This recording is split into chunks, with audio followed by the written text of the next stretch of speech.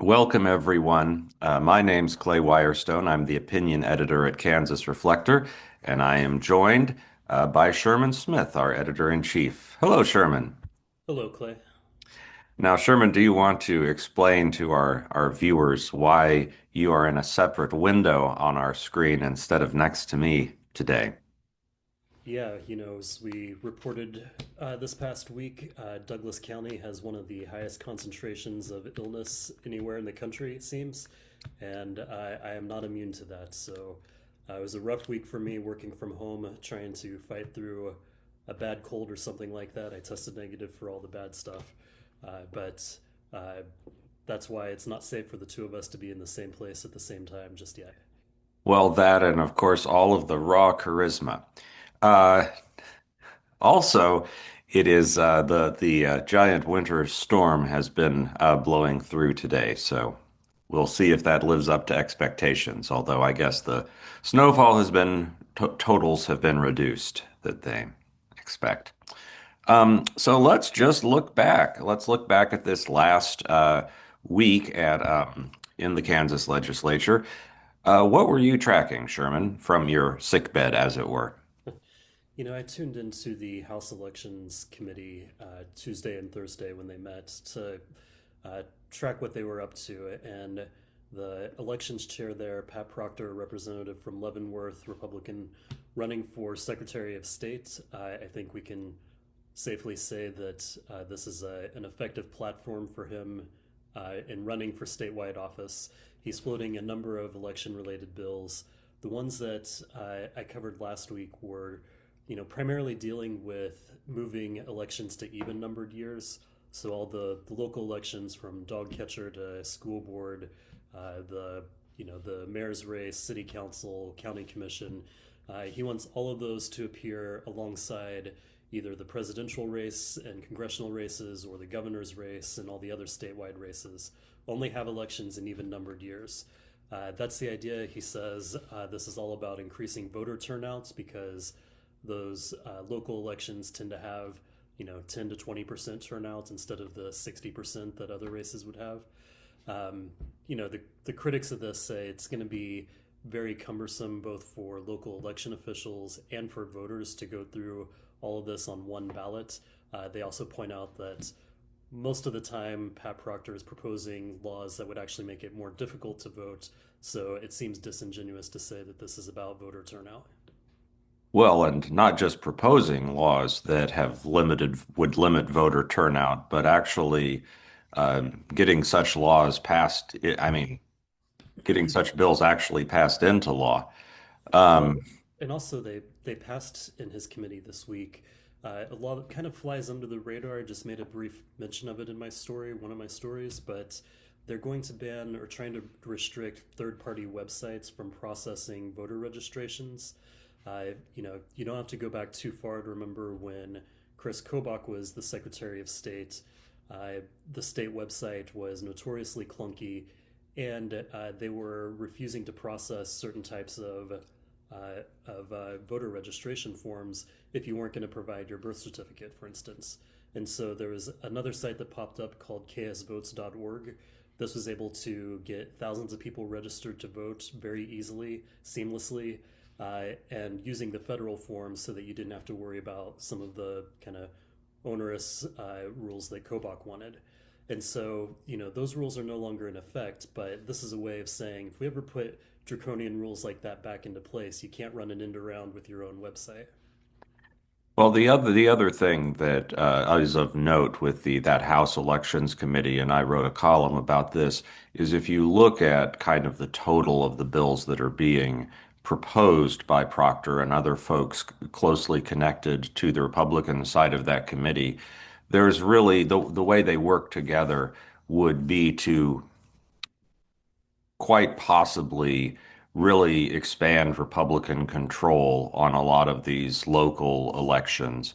If you think about having a giant ballot that people get in the even numbered years, even the Secretary of State's office, Scott Schwab, kind of suggested this would be a possibility that people would lose kind of interest and focus as they go down the ballot.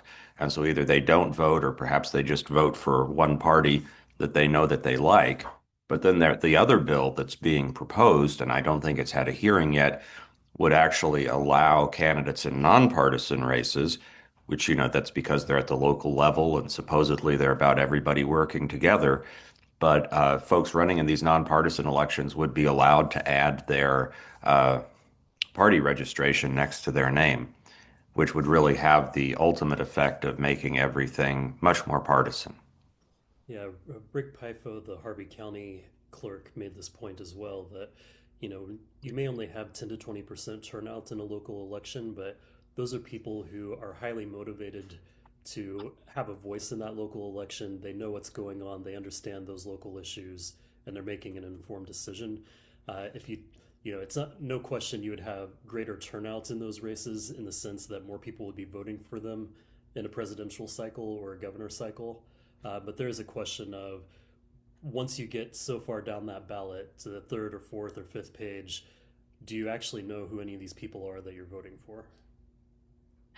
Now, also looking at this last week, Sherman obviously talk about the Chiefs' potential move across state lines from Missouri to Kansas. A giant story, continues to be a giant story, and there was some legislative discussion about that. So, what happened there? I think so many people have a lot of unanswered questions or just some heartburn about this deal. Uh, we are going to be spending billions of dollars, taxpayer dollars, to bring this stadium into Kansas. What the legislature did, these committees brought in Corb Maxwell, an attorney working for the Kansas City Chiefs, to answer whatever questions they had and try to ease their concerns.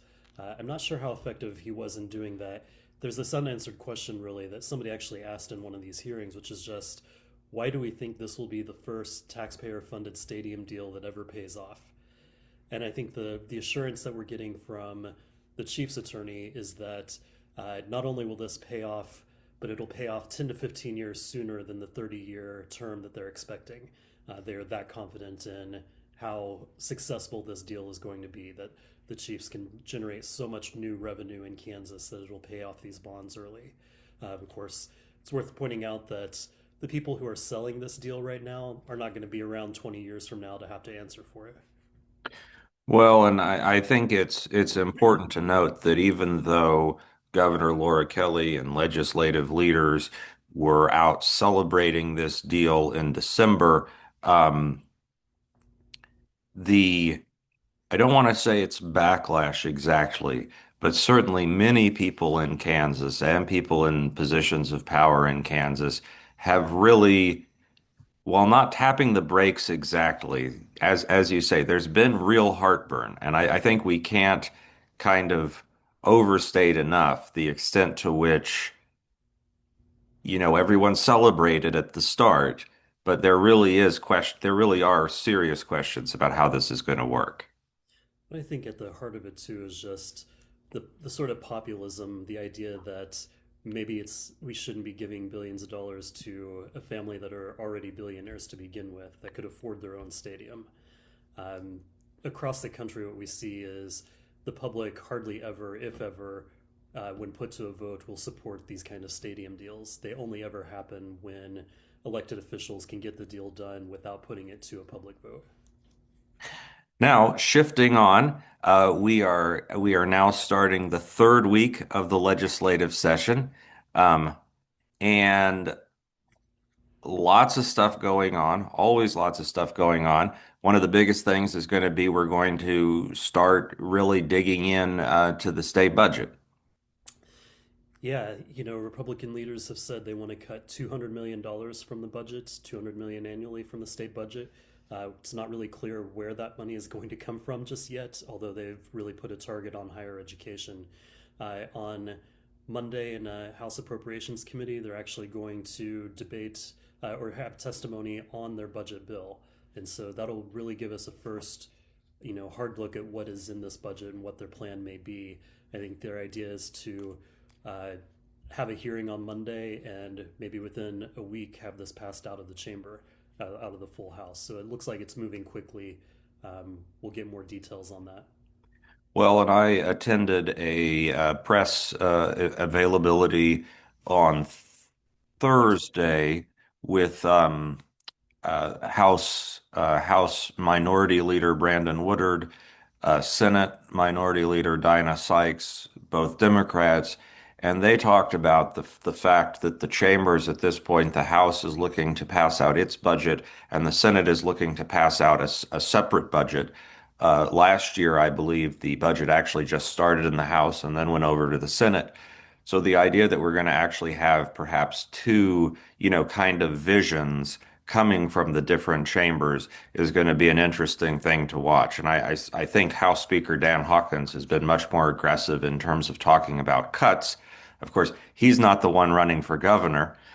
Senate President Ty Masterson is the one running for governor. So it'll be interesting to see if the appetite for trims is the same in each chamber.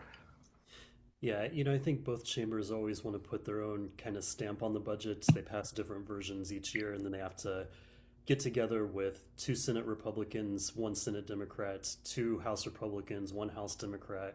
The six of them go into a room, and they don't come out until they've agreed on everything.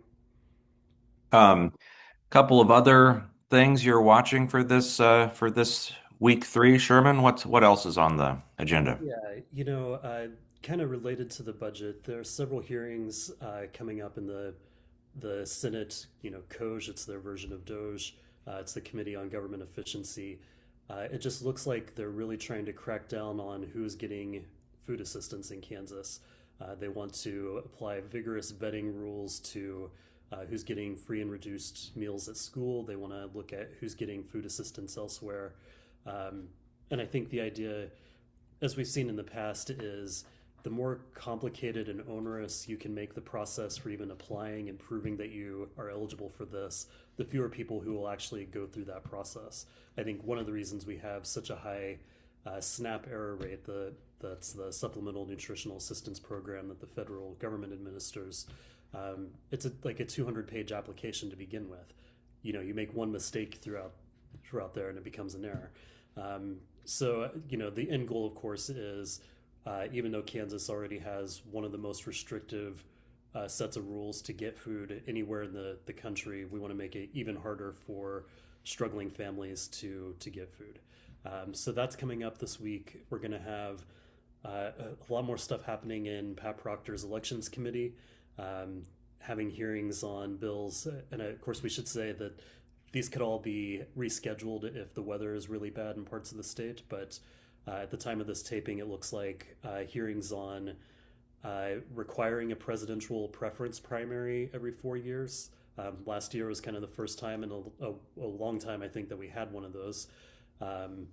They want to, I should say 2024, they want to make it harder to deliver somebody's ballot for them.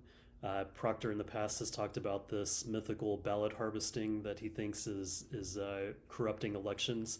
It really is just that advocates or candidates sometimes will proactively say, if you have filled out your ballots but you don't have time to take it down to the election office, we will deliver it for you. He wants to really put an end to that, I think, is the goal of that bill. Also looking at a constitutional amendment that would put the state's voter ID requirement when you show up at the poll, wants to put that in the state constitution. You can't vote unless you have a photo ID. And And of course, the other fun thing that we're looking at is on Tuesday, if plans don't change, there are going to be competing protests between an anti-abortion group called Abortion is Murder. They were allowed a protest permit to go inside the state house, but the state has refused the Satanic Grotto a permit to go inside the state house because they say their materials are too graphic and it could be violent. The Grotto has said, well, hold on a second, the anti-abortion group has these graphic visuals that they bring with them, and the anti-abortion movement has a long, long history of severe violence in this state. So the Satanists have prepared a 9-foot zombie Jesus that they plan to bring into the state house to protest the rules itself. And as we saw last March, these two groups could end up clashing. It's something we have to be cautious of, but we'll be looking at on Tuesday. if anyone wants to follow along with this and learn what the Kansas Reflector is reporting each and every day, you can sign up for our newsletter. Just go to kansasreflector.com/subscribe. That's kansasreflector.com/subscribe, and you'll get a piping hot newsletter, as I like to say, every day in your email inbox at about 4 a.m. Thanks so much for talking, and again, subscribe to our newsletter. I'm Clay Wirestone. That was Sherman Smith. Thank you, everybody.